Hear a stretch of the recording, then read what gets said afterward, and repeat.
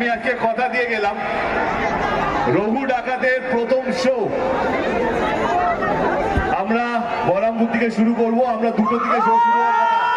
বহরমপুরের রঘু ডাকাত ঝড়, দেব ইধিকাদের প্রচারে উন্মাদনা তুঙ্গে, সঙ্গে মুর্শিদাবাদের জনপ্রিয় বিধায়ক সৌমিক হোসেন। বহরমপুরে শুক্রবার যেন উৎসবের আবহ। ওয়াইএমএ মাঠে জমজমাট প্রচারে হাজির ছিলেন বহুল প্রতীক্ষিত সিনেমা রঘু ডাকাতের টিম। নায়ক দেব, নায়িকা ইধিকা পল ও পুরো টিমের উপস্থিতিতে জমে উঠল সিনেমার প্রচার সভা। মাঠে ঢুকতেই যেন মনে হচ্ছিল মেলা বসেছে। হাজার হাজার দর্শক, কন্টেন্ট ক্রিয়েটারদের ভিড়, নাচ গান, আড্ডায় সরগরম চারিদিক। দেব মঞ্চে উঠতেই হৈ হৈ পড়ে যায়, হাততালি ও উল্লাসে গর্জে ওঠে মাঠ। ভক্তদের কাছ থেকে একের পর এক উপহার পেয়েছেন দেব। হাসি মুখে গ্রহণ করে মঞ্চ থেকে কৃতজ্ঞতা জানালেন তিনি। এদিন ইধিকা পল মঞ্চে নেচে দর্শকদের মন জয় করেন। দর্শকরা দাঁড়িয়ে হাততালি দিয়ে উৎসাহ দেন। প্রচারের বিশেষ আকর্ষণ ছিল রানীনগরের বিধায়ক সৌমিক হোসেনের উপস্থিতি। দেব মঞ্চ থেকেই ঘোষণা করেন রঘু ডাকাত মুক্তি পেলেই প্রথম শো হবে বহরমপুরের মোহন সিনেমা হলে রাত 1:30টায়। এই ঘোষণার পরেই দর্শকদের মধ্যে উত্তেজনা তুঙ্গে। দেব নিজেও বলেন, রঘু ডাকাত মুক্তি পেলে প্রথম শো দেখব এখানেই, আপনাদের সঙ্গেই। পুরো বহরমপুরবাসীর কাছে শুক্রবারের এই সন্ধ্যা হয়ে উঠল স্মরণীয়। সিনেমা মুক্তির আগেই গোটা এলাকায় ছড়িয়ে পড়ল রঘু ডাকাতের উন্মাদনা। ব্যুরো রিপোর্ট, এডিপি বাংলা, খবরের দুনিয়ায় সবার আগে। কেমন আছে বহরমপুর? আমি জানি না আপনারা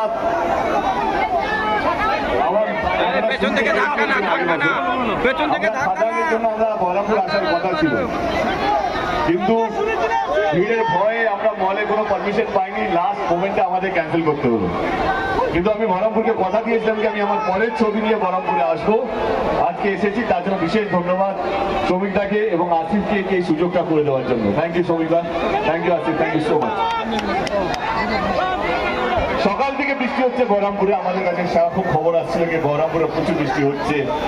তার সত্ত্বেও আপনারা এখানে উপস্থিত আছেন, এতক্ষণ ধরে আছেন, এত ঘন্টা ধরে আছেন, এবং এই চিৎকার, এই উত্তেজনা, এই ভালোবাসা, আমার মনে হয় না আমি কোনো শব্দ দিয়ে এটা বলতে পারবো, বোঝাতে পারবো।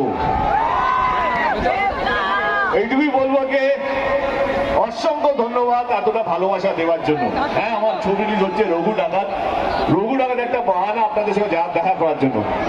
আপনাদের কাছে আসাটাই মেইন উদ্দেশ্য ছিল, কি আপনাদের এই আশীর্বাদ নেওয়াটা, আপনাদের এই ভালোবাসা নেওয়াটা। আমি এইটুকু বলবো,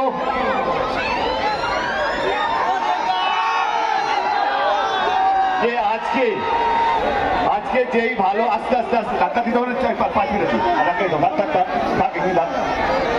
আজকে যেই ভালোবাসাটা আমরা বহরমপুরে পেয়েছি, আপনারা সবাই জানেন যে আমরা রাত্রে 2টোর সময় শো করে থাকি। খাদান থেকে শুরু হয়েছিল। আমরা রায়গঞ্জে এসডিএফ সিনেমা আছে, সেখানে প্রথম 2টো শো করি রাত্রেবেলা মাঝরাতে। যে কোনো আমার ছবি প্রথম শো হয় রাত্রে 2টোর সময়, সেটা রায়গঞ্জে শুরু হয়েছিল। এবার একটাই হবে, আমরা নিব। ধূমকেতু বহরমপুরে যেভাবে চলেছে বা এখনো চলছে, হাউসফুল হচ্ছে। আলী এখানে আছে, আলী যে আমার ভাইয়ের পার্টটা করেছিল, বহরমপুরেরই ছেলে।